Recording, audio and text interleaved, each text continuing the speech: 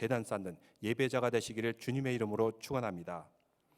우리가 신명기 말씀 어제부터 계속 읽어가고 있습니다. 신명기는 모세의 고별 설교입니다. 이 설교를 주신 이유가 있습니다. 앞으로 이들이 가나안 땅에 들어가게 될 텐데 그 땅에 정말 필요한 말씀, 이 축복을 지키기 위한 말씀이 바로 신명기의 말씀입니다. 근데 가나안 땅에는 누가 살고 있었습니까? 가나안 7족속이 살고 있었습니다. 이 땅을 어떻게 얻어야 됩니까? 가나안 땅은 싸워서 이겨야 됩니다. 가나안 족속과 싸워야지 이 축복이 주어질 수가 있는 것입니다. 그러면 이들이 싸우기 위해서는 무엇이 주어져야 됩니까? 가나안 사람들은 철기 문화를 가지고 있었던 사람, 이스라엘 백성들은 광야에서 떠돌았던 그런 사람들입니다. 그럼 이들에게 더 좋은 무기를 쥐어줘야 되지 않습니까? 그런데 하나님께서는 모세를 통해서 신명기의 말씀을 주십니다. 왜 신명기의 말씀을 주실까요? 이것은 그냥 인간적인 싸움의 전쟁이 아니라 영적인 전쟁이기 때문입니다.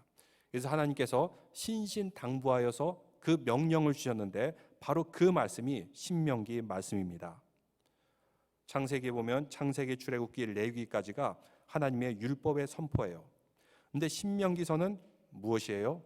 이 율법에 대한 해석이 바로 신명기서입니다. 이 말씀은 역사적인 고찰과 함께 시작됩니다. 역사는 무엇입니까? 우리가 역사를 알고 왜 배워야 됩니까? 역사는 과거와 현재와의 대화입니다. 과거와 현재와 대화하게 될 때 우리는 미래를 전망하여 볼 수가 있습니다. 우리가 살아온 지난날 순간순간마다 분명한 의미가 있습니다. 근데 이 의미를 깨닫지 못하면 계속해서 반복할 수밖에 없어요. 이스라엘 백성들은 지금 현재 광야에 놓여 있습니다. 이제 가나안 땅을 눈앞에 두고 가나안 땅에 진군하기 바로 직전 가운데 있습니다. 대부분의 사람들 2세입니다. 광야에서 태어났습니다. 이들은 광야에서 왜 태어났는지, 그리고 그들이 앞으로 무엇을 해야 되는지, 저 가나안 땅은 왜 주어졌는지 의미를 모를 수가 있어요. 우리가 왜 광야에서 태어났지? 우리가 지금 왜 이 한가운데서 있지? 의미 없는 그냥 유목민입니까? 그렇지 않다는 것입니다. 하나님께서 분명히 너희 조상들에게 저 아름다운 복된 땅, 가나안 땅을 너에게 주셨다. 그리고 너희가 지금 광야에 있는 이유는 하나님께서 출애굽을 시켜줬기 때문에 광야에 있는 것이다. 너희 조상들은 죄악을 저질러서 광야에 40년 동안 방황하였지만 이제 새로운 시대들은 신명기의 말씀을 갖고 이 말씀을 가지고 저 가나안 땅의 약속의 땅을 차지할 것이다 라고 신명기서는 말씀하여 주고 있습니다. 근데 우리는 성경을 읽을 때 이 깊은 의미와 역사를 모르면 그냥 읽고 지나갈 수가 있어요. 역사를 모르고 개념을 모르면 그냥 읽고 지나가게 됩니다. 신명기 말씀을 쭉 보게 되면 말씀을 묵상하기가 참 좋아요. 왜냐하면 신명기는 하나님의 율법을 우리에게 직접적으로 해석해 주기 때문입니다. 우리는 성경을 읽을 때 내 수준, 내 편견, 내 지식으로 성경을 읽으려고 합니다. 그러면 하나님의 지식이 내 수준으로 끌어내려지는 것이에요. 근데 성경은 어떻게 읽어야 됩니까? 하나님의 말씀을 내 수준으로 끌어내는 것이 아니라 우리가 하나님의 말씀 앞으로 올라가야 됩니다. 이 말씀이 우리에게 주시는 메시지를 알아야 되고 그 해석을 알아야 됩니다. 그래서 그 해석과 고찰과 역사가 나와 있는데 2장 1절에 이렇게 시작됩니다. 2장 1절 한번 다 같이 읽어볼까요? 우리가 방향을 돌려 여호와께서 내게 명하신 대로 홍해길로 광야에 들어가서 여러 날 동안에 세일산을 두려 다녔더니, 여기서 우리가 방향을 돌렸다라고 말씀하고 있습니다. 방향을 돌렸다는 것이 무슨 의미일까요? 그들이 가데스 바네아에서 반역 사건을 저지른 것을 의미하고 있습니다. 이들은 출애굽을 하였습니다. 가나안 땅으로 들어가려다가 가데스 바네아에 잠시 머물게 됩니다. 거기서 정탐꾼들을 보내게 됩니다. 근데 그 중에서 10명의 정탐꾼들이 부정적인 대답을 하고 옵니다. 그 땅은 아낙 자손들이 삽니다. 그들은 거대하고 강대하고 우리는 메뚜기와 같습니다. 근데 이 말을 듣고 모든 이스라엘 백성들이 절망합니다. 그리고 좌절합니다. 여기까지는 그래도 괜찮았는데 어떻게 하냐면 하나님을 원망을 해요. 출애굽을 시켜줬죠. 만나와 메추기라기를 내려줬죠. 얼마나 감사한 하나님이에요. 근데 오히려 하나님을 원망합니다. 불평합니다. 그래서 하나님께서는 그들로 하여금 방향을 돌리게 하셨습니다. 광야에서 40년간 방황하게 하셨습니다. 그때 40년이 지났을 때 2절에 여호와께서 내게 말씀하여 이르시되, 이제 광야 생활이 지난 후에 다시 주님께서 임재하여서 말씀하십니다. 우리의 인생은 어떻습니까?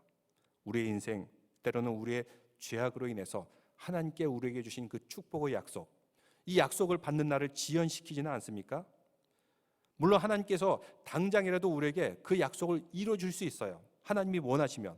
근데 그 약속이 지금 이루어지면은 우리에게 좋을 것이 하나도 없습니다. 왜 그렇죠? 아직 믿음도 약하고 원망과 불평이 가득한데 아무리 축복이 주어져도 금방 다 까먹어버리기 마련입니다. 그래서 하나님께서는 우리가 철저히 준비되지 않고 우리의 그릇이 준비되지 않았으면 결코 그 약속을 우리에게 주시진 않아요. 먼저 광야의 시간 통해서 준비시키십니다. 그 광야 시간 동안 우리의 모든 욕심, 죄악 다 뿌리 뽑으십니다. 정화시킵니다. 그래서 광야는 훈련의 장소가 됩니다. 하나님을 만나는 그런 훈련의 장소예요. 그 광야에서 하나님을 바라보며 살다가 하나님의 말씀이 우리에게 임재하게 되고 내면화되게 되고 우리를 변화시키게 되면 그때서야 드디어 하나님께서는 다시 우리에게 2절과 같이 말씀하여 일러주십니다. 그 하나님을 만나게 되면 반드시 그 약속은 우리에게 이루어질 줄로 믿습니다. 드디어 말씀이 임하게 되었습니다. 3절에 보니까 너희가 이 산을 두루 다닌 지 오래니 돌이켜 북으로 나아가라. 지도를 하나 보여주시겠습니까? 지금 이스라엘에 처해 있는 상황입니다. 이스라엘이 저 가나안 땅 입성을 앞두고 있는데 제일 밑에 오렌지색으로 되어 있죠. 저 땅이 누구 땅이에요? 에돔. 그 위에 모압, 그 위에 암몬. 이곳을 지나서 요단강을 건너서 이제 요단 서쪽 땅을 그들에게 약속으로 준 것을 알 수가 있습니다. 아직 그들은 요단 동편입니다. 그런데 그 가는 길이 밑에서부터 올라갑니다. 에돔의 땅을 지나야 되고 모압의 땅을 지나야 되고 암몬의 땅을 지나야 됩니다. 그래서 북으로 나아가라 이렇게 말씀하고 있고 북으로 나아가서 세레 시내가를 건너서 그들로 하여금 가나안 땅에 도달하게 했던 것입니다. 그런데 가는 것은 중요한데 여기서 지켜야 될 것이 있습니다. 그들이 처음 어디를 만나요? 에돔 땅을 만나게 되는데 거기서 무엇을 해야 되는지 4절에 말씀해 주고 있습니다. 4절에 보니까 너는 또 내 백성에게 명하여 이르기를 너희는 세일에 거주하는 너희 동족 에서의 자손이 사는 지역으로 지날진대 그들이 너희를 두려워하리니 너희는 스스로 깊이 삼가고. 에돔 땅이로 가 있는데 거기에 누가 살아요? 에서의 족속들이 살고 있습니다. 근데 에돔의 그 지역을 지나게 되면은 이들이 두려워한다는 것입니다. 여기는 약속으로 주지 않았어요. 여기는 가나안 땅처럼 쳐서 싸워서 이겨서 점령하지 말라 이렇게 말씀하고 있습니다. 왜 그럴까요? 에서는 누구입니까? 야곱하고 형제, 쌍둥이 형제입니다. 에서의 후손이 저 에돔 땅을 차지하고 있고 지금 이스라엘 백성들은 야곱의 후손입니다. 조상으로 올라가면 결국 쌍둥이 형제예요. 같은 동족이라는 것입니다. 동족끼리 서로 싸우면 어떻게 됩니까? 동족 상잔의 비극이 일어난다는 것입니다. 그래서 에돔 그 땅을 지날 때는 싸우지 말라. 그 땅을 지나려고 하면은 에돔 사람들이 어떤 반응을 보일까요? 에서의 후손들 4절에 보니까 두려워한다라고 말씀하고 있어요. 왜 두려워하죠? 가만히 듣고 보니까 소문을 들으니까 이스라엘 백성들 세계에서 가장 당시에 막강한 이집트를 이기고 출애굽하였어요. 당시에 신이라고 알려진 파라오도 꺾었어요. 그러니까 두려워하지 않을 수가 없죠. 이들이 오니까 에돔 사람들, 에서의 후손들이 두려워하였다고 말씀하고 있습니다. 이스라엘 백성들이 가니까 에돔 사람들이 막 두려워서 벌벌 떨어요. 그러면 어떤 마음이 들까요? 갑자기 목이 굳어지면서 교만하여서 내가 이들을 확 치고 갈까? 이들 땅을 뺏어버릴까? 이렇게 쉽게 교만해질 수 있다는 것입니다. 그런데 하나님께서 그 땅을 지날 때 어떻게 해요? 너희는 스스로 깊이 삼가라. 절대로 교만하지 말라. 그들과 싸우지 말라. 이렇게 말씀하십니다.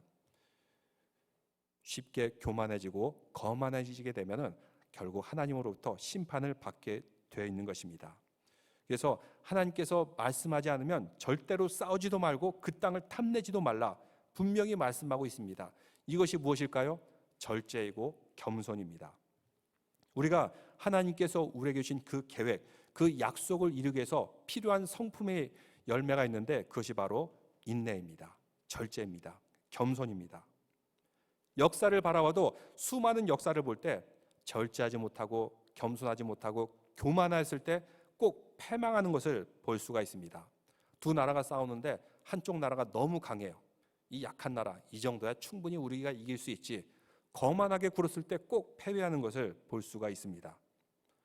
이것이 바로 하나님의 뜻일 거야. 이것이 바로 하나님이 우리에게 허락하신 것일 거야. 함부로 생각하지 말라는 것입니다. 하나님께서 우리에게 주신 정확한 그 약속, 그 축복을 향해 나아가지 우리에게 주지 않은 것, 우리에게 약속하지 않은 것 함부로 이것을 취하려 하지 말라. 성경에서는 말씀하고 있습니다. 그런데 기독교의 역사를 봐도 그렇습니다. 크리스찬들이 역사적으로 볼 때 순교를 하고 또 교회를 부흥시킨 적도 있었지만 때로는 교만하여서 하나님의 영광을 가질 때가 얼마나 많았는지 모릅니다. 그럴 때는 교회가 부흥하고 큰 교회를 지은 큰 성당을 지은 것 같았지만 항상 교회에 침체기가 왔고 또 교회가 하나님으로부터 심판받을 때가 있었습니다. 그러니까 우리도 살아가면서 그렇습니다. 살아가면서 무조건 싸우려 하지 말고 무조건 맞서려 하지 마세요. 무조건 이기려 하지 마세요. 세상과 싸우는 것이 우리의 목적이 아닙니다. 우리의 목적은 하나님의 약속의 성취의 땅으로 나가는 거지 무조건 무대뽀로 싸우는 것이 아니라는 것입니다. 간혹 믿음이 좋다고 하는 어떤 분들 보면 이슬람 교회 그 아주 극단적인 우파와 같이 마치 싸워야지, 무너뜨려야지, 깨버려야지 하나님 뜻을 실천한 걸로 착각할 수가 있어요. 그런데 하나님은 싸우는 것을 좋아하지는 않습니다. 그러면 이스라엘 백성은 지금 왜 가나안 족속과 전쟁을 해야 될까요? 왜 그 족속들을 몰아내라 그럽니까? 성경을 종합적으로 읽어본 분들은 아시겠지만 가나안 7족속들, 그들이 살고 있는 땅은 죄악이 너무나도 관영했던 땅입니다. 살인과 음란과 악독과 부정과 부패와 하나님께서는 이런 땅 도저히 그만 보고만 있을 수 없었어요. 그래서 이 땅을 싹 쓸어버리고 심판을 하는데 그 도구가 바로 이스라엘 백성들이었던 것입니다.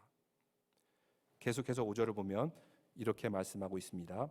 그들과 다투지 말라. 그들의 땅은 한 발자국도 너에게 주지 아니하리니 이는 내가 세일산에서 에서에게 기업으로 주었음이니라. 세일산에서 에서에게 기업으로 주었다. 여기서 세일산은 그냥 산 하나 그것을 의미하는 것이 아니라 아주 광대한 그 광야의 산맥을 의미합니다. 그 광야 지역을 보면은 산이 높았다가 낮았다가 계곡이 있었다가 쭉 펼쳐지는 것이 그냥 평지가 아니라 산맥이에요. 돌산 산맥이죠. 엄청나게 넓은 그 땅. 그 세일산 산맥을 에서에게 기업으로 주었다. 약속으로 주었다. 이렇게 말씀하고 있습니다. 바로 그 땅이 아까 지도에서 본 에돔 땅입니다. 하나님께서 기업으로 주신 땅, 에서의 후손들은 어떻게 했어요? 믿음으로 싸웠어요. 그 땅을 차지했어요. 근데 그 땅은 원래 어떤 사람들이 살고 있었습니까? 나중에 성경에도 나왔지만 아낙 자손과 같이 아주 거대하고 장대한 사람들, 그리고 무서운 사람들, 이런 사람들이 살고 있었어요. 근데 에서의 후손들은 이들을 보고 어떤 반응을 보였습니까? 무섭다, 두렵다, 하나님 나쁘다 이렇게 했습니까? 하나님께서 우리에게 기업으로 주셨다. 가서 싸워서 이기자 해서 에서 사람들은 그 땅을 차지했어요.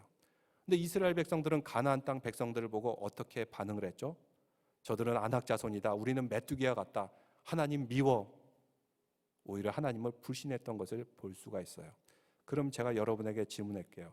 그럼 에서의 후손들이 믿음이 더 좋아요? 이스라엘의 후손들이 믿음이 더 좋아요? 에서의 후손들이죠. 어떻게 하셨어요? 오히려 그들이 더 믿음이 좋았다는 것입니다. 그렇기 때문에 그들은 담대히 싸워서 그 약속의 땅을 차지하게 되었던 것입니다. 하나님께서 약속하신 그 땅, 믿음으로 담대하게 나가서 차지했어요. 그래서 5절 하반절에 보면 내가 세일산을 에서에게 기업으로 주었음이니라. 그들은 그 약속을 믿고 그 땅으로 나아가서 받게 되었던 것입니다. 하나님이 에서의 후손들에게 주었어요. 그렇기 때문에 너희들은 탐내거나 싸워서는 안 된다. 우리가 쉽게 오해하는 것이 있는데 성경을 읽으면은 주인공이 이스라엘 백성으로 생각이 돼요. 그래서 하나님은 이스라엘의 하나님이다. 이스라엘 사람들만 사랑한다. 이스라엘 사람들만 복을 준다. 과연 그렇습니까? 그렇지 않아요. 에서의 후손들도 복을 받을 때가 있고 또 룻의 후손들도 복을 받을 때가 있고 하나님의 말씀을 지키고 그 말씀대로 순종한 백성에게 태평성대를 누리게 하는데 하나님을 불신하고 오히려 원망했던 이스라엘 백성들은 심판을 받고 포로로 끌려가고 이런 모습들을 우리는 볼 수가 있습니다. 하나님은 이스라엘 편만이 아닙니다. 누구의 편이에요? 하나님께서는 열방의 하나님이십니다. 만왕의 망이요 만주의 주요, 열방의 하나님. 우리가 신앙생활할 때도 그렇습니다. 우리가 신앙생활하고 우리가 크리스찬이라고 해서 마음대로 해서는 안 된다는 것입니다. 세상도 존중하고 세상의 법을 따를 줄도 알아야 된다는 것입니다. 근데 그 땅을 지나게 됩니다. 북쪽으로 올라가면서 어떻게 지나가야 됩니까? 6절에 말씀하고 있는데 여러분 한번 다 같이 읽어볼까요? 너희는 돈으로 그들에게서 양식을 사서 먹고 돈으로 그들에게서 물을 사서 마시라. 예. 이들에게 돈이 어디 있어요? 어디서 났을까요? 그들이 이집트에 있을 때 무엇을 하였죠? 국고성, 나라의 그 보물과 자산을 저장하는 람셋을 짓고 있었던 것입니다. 열심히 짓다가 나왔잖아요. 노예로서 짓다 나왔어요. 근데 나올 때는 그 대가를 충분히 받도록 하였어요. 그래서 출애굽기에도 나오지만 그들이 나올 때 많은 재물을 가지고 나왔다. 금과 은과 장신구들. 이걸 가지고 우상 만들었죠. 그러지 말라는 것입니다. 다 우상 깬 다음에 이거를 자산으로 가지고 있다가 에돔 땅을 지날 때는 여기서 양식도 사 먹고 물도 사 먹고 대가를 지불하고 살라는 것입니다. 더 이상 값없이 내려오던 만나와 메추라기 시대는 지났습니다. 어떤 분들은 성경을 적당히 읽어가지고 이렇게 착각하는 분이 계세요. 먹고 마시는 것 하나님께서 다 채워주시니까 대책 없이 살자, 마음대로 살자. 정말 그렇습니까? 성경에도 오늘 말씀하고 있듯이 가나안 땅에 들어가기 위해서는 공짜가 아니라 반드시 값을 지불하고 양식과 물을 사라 말씀하고 있습니다. 우리의 영적인 신앙적인 의미는 이것이 무엇을 의미할까요? 광야에서의 삶과 가나안 땅에 들어가는 삶은 달라야 된다는 것을 말씀하고 있습니다. 광야에서의 삶은 무엇이었습니까? 전적으로 하나님의 은혜의 삶이었습니다. 그들이 출애굽을 할 때 대가를 지불했나요? 하나도 지불하지 않았어요. 값없이 그들은 출애굽을 하였습니다. 광야에서 그들이 만나와 메추라기 돈을 주고 샀나요? 그렇지 않았어요. 값없이 내려주었습니다. 사실 거기에 양식과 물을 사고 싶어도 그 광야까지 와서 누가 음식과 물을 팔겠습니까? 없어요. 그럴 때는 하나님께서 값없이 만나와 메추라기를 내려주시고 바위에서 시냇물을 내려주시고 값없이 살았던 것입니다. 그러나 동시에 가나안 땅에 입성할 때는 어떻게 되었습니까? 만나와 메추라기가 멈추게 됩니다. 그때부터는 너희들이 수고해서 먹고 살아라. 대가를 지불하며 먹고 살아라. 이렇게 말씀하고 있습니다. 우리의 신앙생활도 그렇습니다. 우리가 모두 다 구원받았습니다. 값을 지불했나요? 값없이 우리 모두는 주님의 구원받은 백성인 줄로 믿습니다. 누가 값을 치러줬어요? 예수 그리스도께서 십자가에 피를 흘리면서 죽음으로써 우리의 모든 죄를 다 속죄하여 주셨어요. 값없이 우리는 구원을 받았습니다. 그러면 이제 가나안의 축복을 향해 가기 위해서도 값없이 가야 됩니까? 여기에 대한 우리는 분명한 대가를 치러야 됩니다. 가나안 7족속을 싸우듯이 우리의 치열한 영적인 싸움이 있습니다. 영적인 전쟁이 있어요. 하나님을 위해서 헌신하고 수고해야 됩니다. 순종하는 데는 분명히 대가가 필요한 것입니다. 이것이 없이 그냥 공짜로 아무 노력도 없이 가나안 땅이 주어지지는 않는다는 것입니다. 왜 그냥 공짜로 안 주고 치열하게 싸우고 땀 흘리며 가나안 땅에 들어가라고 말씀했을까요? 가르치는 방법을 이렇게 심리학적으로 풀어낸 것을 본 적이 있는데 리사 손 컬럼비아 대학교 심리학 교수예요. 한인 2세인데 그가 이런 말을 합니다. 그분이 이제 처음 교수가 됐을 때는 학생들에게 얼마나 쉽고 재미있게 이 지식을 가르칠까 이 고민을 해가면서 PPT도 아주 잘 만들고 또 이 어려운 지식을 쉽게 가르치려고 노력을 했어요. 학생들이 들을 때는 야 재밌다, 쉽게 알게 되었다, 아주 좋아했어요. 근데 막상 시험을 치르면 별로 성적이 좋지 않아요. 들을 때는 다 알았는 것 같은데 시험 치를 때는 다 까먹어 버렸어요. 그래서 이제 리사 손이라는 이 교수가 이제 방법을 달리했습니다. PPT 안 해줘요. 그리고 지식도 답도 안 가르쳐줘요. 너희들이 찾아라. 그리고 일부러 틀린 답하거나 자기가 이것이 무엇이었지 헤매는 척을 해요. 학생들이 이 어렵게 배우게 함을 통해서 직접 답을 찾도록 만들고 직접 지식을 알도록 만들고 이렇게 했더니 시험을 더 잘 보더라는 것입니다. 여러분 왜 그럴까요? 잘 가르쳐야지 시험도 잘 쓸 수 있다고 생각합니까? 그렇지 않다는 것입니다. 여러분 지금 이 설교를 들어도 아마 내일 지나면 대부분 많이 까먹을 것입니다. 인간은 금방 까먹어요. 아무리 쉽고 재밌게 설명해도 그때는 아는 것 같은데 하루만 지나면 기억이 금방 다 까먹게 됩니다. 근데 사람이 이렇게 지식을 배울 때 그냥 가만히 앉아서 쉽게 배우는 것이 아니라 자기가 치열하게 파들어가면서 읽고 조사하고 연구하고 이런 지식들은 잊어버리지 않는다는 것입니다. 절대로 까먹지 않아요. 이스라엘 백성들도 그러했습니다. 그들이 가나안 땅에 그냥 무혈 입성했다고 생각했어요. 대가도 없이 입성했다면 어떻게 될까요? 금방 이 가나안 땅 다 까먹어 버립니다. 농사도 제대로 못 짓고 감사한 줄 모르고 다 까먹어 버릴 거예요. 그래서 하나님께서는 이제 너희들이 가나안 땅에 들어갈 때는 대가를 치러라. 양식도 돈 주고 물도 돈 주고 사서 마시고 그리고 그 땅에 그냥 들어가는 것이 아니라 이들과 치열하게 전쟁에서 싸워서 들어가서는 땀을 흘리며 농사를 짓고 그러할 때만이 그들에게 진정한 가나안 축복을 자신의 것으로 만들 수 있기 때문입니다. 우리의 신앙도 그렇습니다. 구원과 은혜 값없이 받았어요. 그럼 이 값없이 받은 것을 가지고 우리가 공짜로 살아야 될까요? 대가를 치러야 됩니다. 하나님 말씀대로 살아야 되고 순종해야 되고 수고해야 되고 섬겨야 되고 봉사해야 되고 그럴 때만이 우리는 가나안의 축복을 온전하게 다 누릴 줄로 믿습니다. 이렇게 하나님께서는 그냥 주지 않으셨습니다. 대가를 치러라. 그 다음에 7절에 말씀하고 있는데 이 7절 말씀은 우리가 암송해야 될 구절입니다. 여러분 한번 같이 읽겠습니다. 내 하나님 여호와께서 내가 하는 모든 일에 내게 복을 주시고 내가 이 콩강야에 두루 다님을 알고 내 하나님 여호와께서 이 40년 동안 너와 함께 하셨으므로 내게 부족함이 없었느니라 하시기로. 어디서 뭔가 익숙하면서도 좀 낯선 말 같지는 않습니까?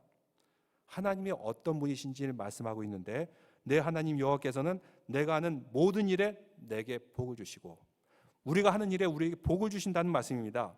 또 내가 큰 광야를 두루다님을 알고 계시고 광야 걸어가면서 참 지루합니다. 의미가 없는 것 같아요. 하나님도 안 계신 것 같아요. 그렇지만 하나님은 다 보고 계시다는 것입니다. 또 계속해서 내 하나님 여호와께서 이 40년 동안 어떻게 하셨어요? 너와 함께 하셨다. 언제든지 함께 하신다는 것입니다. 계곡을 건너갈 때, 높은 산에 올라갈 때, 또 밑바닥에 내려갈 때 하나님께서는 함께 하신다는 것입니다. 그럼을 통해서 뭐라고 말씀하세요? 내게 부족함이 없었느니라. 어디에 나오는 말씀이죠? 시편 23편에 나오는 말씀. 바로 신명기 말씀을 알았기 때문에 시편 23편의 말씀을 고백할 수가 있는 것입니다. 23편의 다윗이 이 말씀을 인용하면서 시편 23편을 지어내 내려갔던 것입니다. 하나님이 함께 하시는데 왜 에돔과 싸워요? 에돔은 그들 나름대로 하나님으로부터 기업을 받았습니다. 그렇기 때문에 그 땅을 지나갈 때는 대가를 지불하면서 음식도 물도 돈 주고 사 먹으라 이렇게 말씀하고 있어요. 우리의 삶도 그렇습니다. 우리가 세상을 살아가면서 싸우려고 하지 마세요. 웬만하면 싸움이 있다면 우애하세요. 하나님이 인정해 주시는 우리입니다. 하나님께서 부족함 없이 우리에게 주셨습니다. 근데 싸우려고 하고 자존심 내세우려고 하고 왜 그럴까요? 사실 자존심이 밑바닥에 있는 사람이 자꾸 자기 자존심을 내세우려고 그래요. 근데 자신감이 있어요? 자존심을 내세우려고 하지 않습니다. 양보하고 겸손할 수가 있는 것입니다. 계속해서 8절 말씀해 보니까 우리가 세일산에 거주하는 우리 동족 에서의 자손을 떠나서 아라바를 지나며 엘랏과 에시온 게벨 곁을 지나 행진하고 돌이켜 모압 광야길로 지날 때 다시 한번 지도를 보여주시겠습니까? 에돔.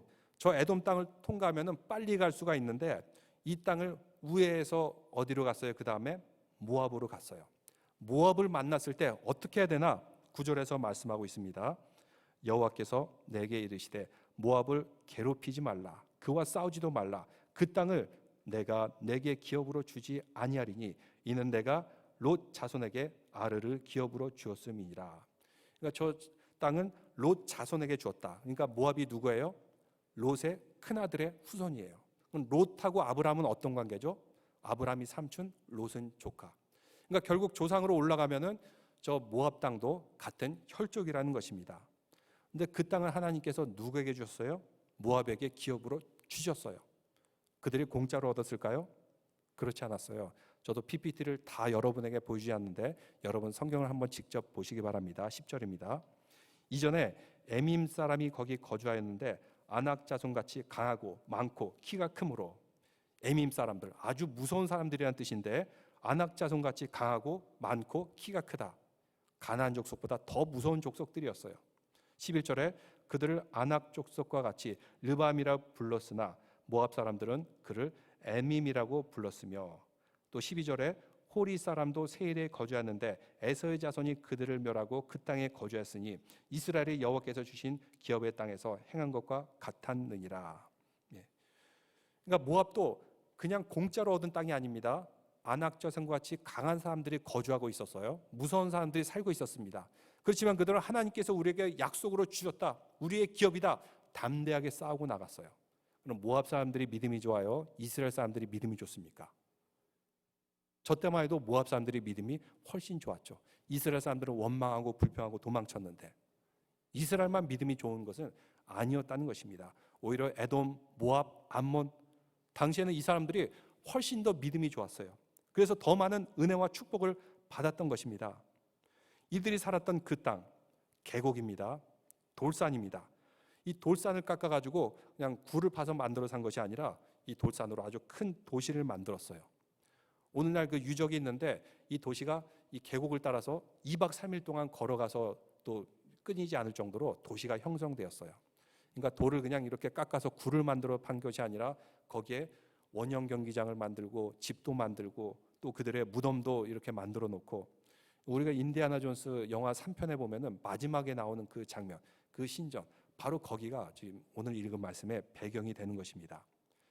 에서도 그 땅을 차지하였고 모압도 그 땅을 차지하였고 다 이겨내서 하나님의 약속과 축복을 차지했다는 것입니다. 이제 이스라엘 백성들에게 명령하고 있습니다. 신명기 2장 13절 말씀 한번 같이 보겠습니다. 이제 너희는 일어나서 세렛 시내를 건너가라 하시기로 우리가 세렛 시내를 건넜으며, 계속해서 보면 14절, 가데스 바네아에서 떠나 세렛 시내를 건너기까지 38년 동안이라. 이때는 그 시대의 모든 군인들이 여호와께서 그들에게 맹세하신 대로 진영 중에 다 멸망하였나니. 드디어 세렛 시내를 건넜는데 바로 그때 어떻게 됐어요? 모든 군인들, 여호와께서 그들에게 맹세하신 대로 진중에서 다 멸망하셨나니.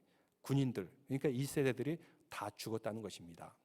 전쟁의 경험이 있습니다. 용사들입니다. 그들을 다 하나님께서 치셨어요. 다 사라지게 했습니다. 아니, 가나안 족속과 싸워야 되는데 군인들이 필요한데 1세대 그 용맹한 군인들을 다 쳐서 멸했다는 것입니다. 15절에 보니까 여호와께서 손으로 그들을 치사 진영 중에서 멸하신 거로 마침내 다 멸망되었느니라. 이들이 다 하나님으로부터 심판받고 사라지게 되었던 것입니다. 이제 군인은 없습니다. 2세대들밖에 없어요. 2세대들이 직접 가나안과 싸워야 됐던 것입니다. 아무리 훈련된 용사인 군인이라도 믿음이 없으면 다 필요 없다는 것입니다. 하나님의 약속, 축복을 차지하기 위해서는 군사적인 힘, 이거보다 더 중요한 것이 있는데 바로 하나님 말씀에 순종하고 그 명령을 따르는 것, 또 이를 위해서 대가를 치르는 것, 이것이 더 훨씬 중요하다고 말씀하고 있습니다. 이 말씀을 전하는 모세, 마음이 어땠을까요? 모세하고 같은 세대 사람들이에요. 근데 자기 세대 사람들이 다 죽습니다. 모세도 지금 이 신명기의 말씀을 쓴 후 한 달 후면 그도 하나님 곁으로 가게 됩니다. 마지막 한 달, 어떻게 해서든지 내가 일생 동안 꿈꿔온 가나안 땅 한 발자국이라도 딛고 떠나는 것이 아니라, 모세는 이들이 앞으로 가나안 땅에 가서 시험받지 않고 또 이 가나안 땅을 축복으로 받았을 때 까먹지 않도록 하기 위해서 신명기의 말씀을 혼신을 다해서 이들에게 전해주고 있습니다. 우리도 그렇습니다. 하나님께서 왜 우리를 부르셨습니까? 우리의 지나간 날, 우리의 역사, 결코 의미 없는 것이 아니라는 것입니다. 우리 역사 가운데 시행착오가 있었습니다. 우리의 삶 가운데도 시행착오 있었습니다. 근데 우리의 모든 순간을 하나님께서는 어떻게 생각하세요? 다 아신다는 것입니다. 그리고 우리에게 복을 주셨어요. 이것을 알 때 우리는 내게 부족함이 없으리로다 고백할 수가 있습니다. 그리고 하나님께서는 우리를 향한 계획이 있습니다. 그 계획에 우리를 불러주셨습니다. 지금까지 지내온 것 주님의 은혜라. 이제 우리가 믿음으로 주님을 알고 내게 부족함이 없으리로다, 이 믿음을 가지고 고백함을 통해서 가나안 축복의 약속의 땅을 모두가 차지하는 성도들 되시기를 주님의 이름으로 축원합니다. 기도드리겠습니다.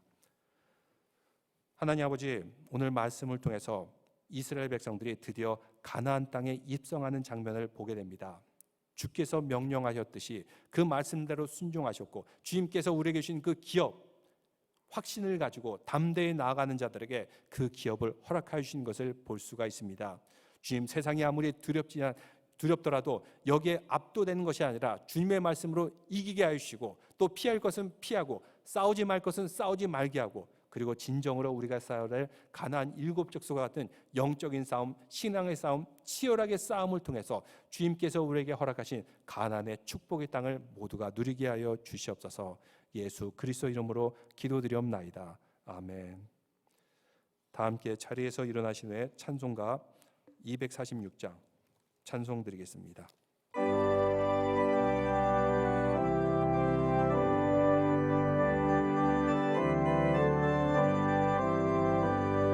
나 가나안 땅 귀한 성에 들어가려고 내 무거운 짐 벗어버렸네. 죄 중에 다시 방황할 일 전혀 없으니 저 생명 시냇가에 살겠네. 길이 살겠네. 나 길이 살겠네. 저 생명 시냇가에 살겠네. 길이 살겠네. 나 길이 살겠네. 저 생명 시냇가에 살겠네. 그 불과 구름 기둥으로 인도하시니 나 가는 길이 형통하겠네. 그 요단강을 내가 지금 건넌 후에는 저 생명 시냇가에 살겠네. 길이 살겠네. 나 길이 살겠네. 저 생명 시냇가에 살겠네.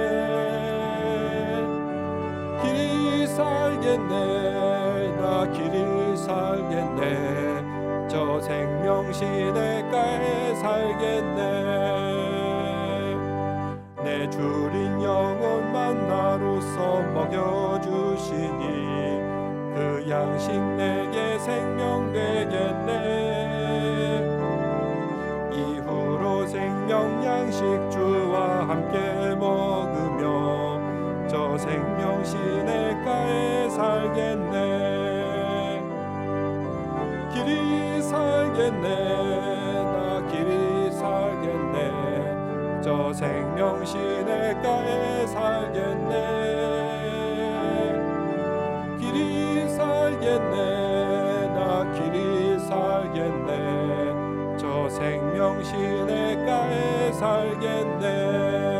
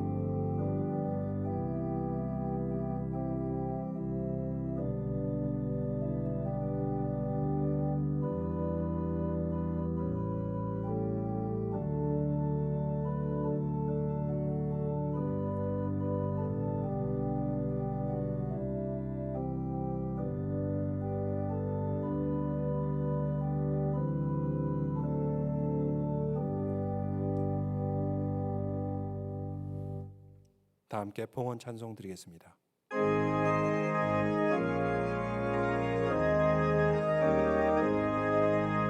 진리와 생명 되신 주, 이 몸을 바치옵니다. 믿음과 소망 사랑에 한 마음 되게 하소서.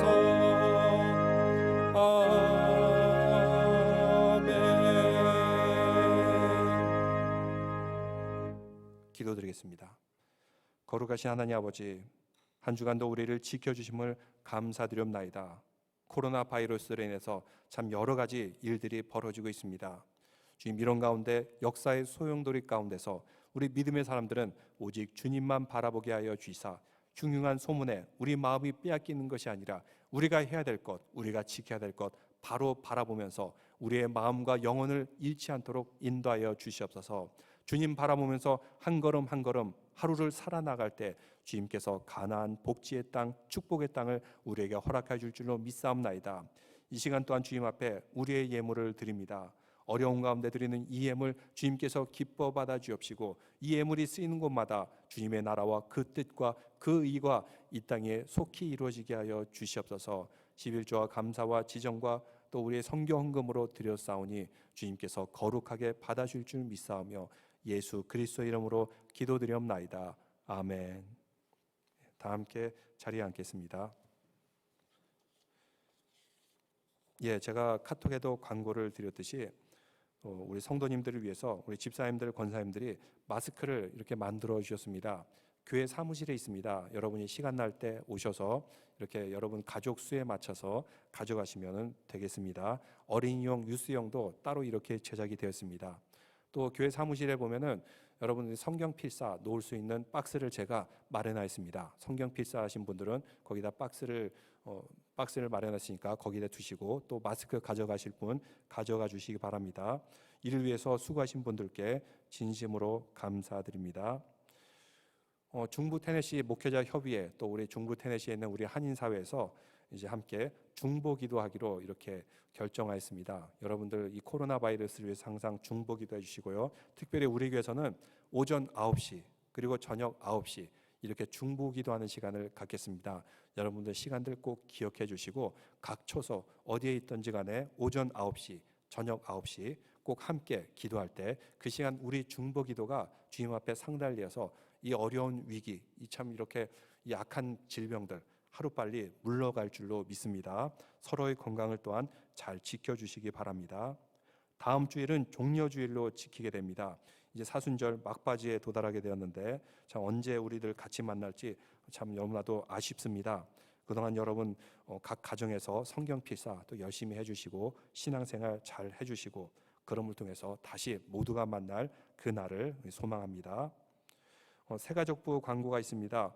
60대 남성인분이 한 분 계시고 20대 남성인분이 한 분 계십니다. 우리 성도님들 중에서 방을 렌트하실 분은 새가족 부서로 연락해 주시기 바랍니다. 김진원 집사님, 김효덕 집사님 이렇게 연락해 주시면 감사드리겠습니다. 또 오늘 이렇게 수고하신 분들께 감사드리고요. 다 함께 자리에서 일어나신 후에 찬양 드린 후 이제 세상을 향해서 나아가겠습니다. 보혈을 지나